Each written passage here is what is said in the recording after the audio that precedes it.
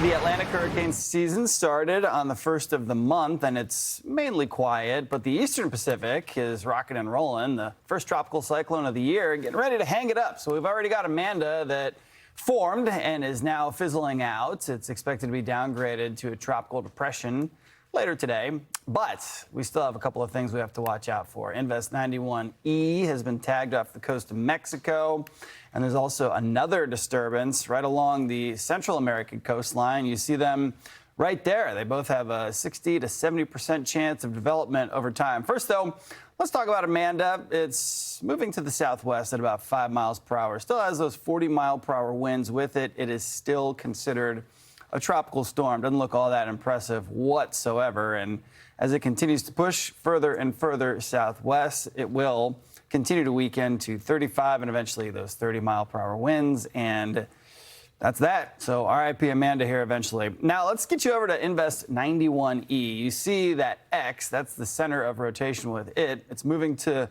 the southeast. So it's not moving west. It's actually moving maybe towards the coastline, and it could develop some more south of Acapulco. So we've got that going on. And then we've also got this other potential area that could develop off the coastline of Central America. And those two things are in the same general vicinity. So they've got decent chances for development, especially that one off the coast of Central America.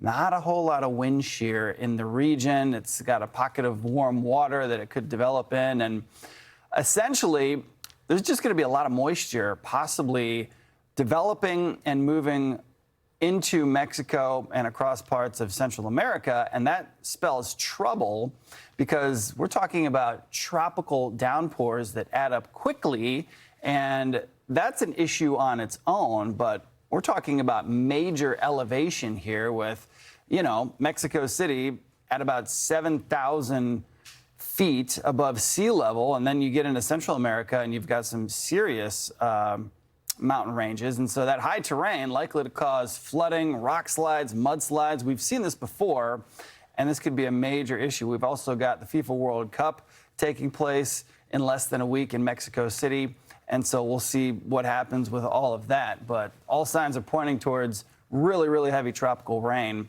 across that part of the world. Again, Amanda has already formed. If anything else does form, so if 91E or that other area to watch take on tropical characteristics, it would be Boris. So we're already on the B-named storm, and we're definitely running ahead of schedule in the EPAC.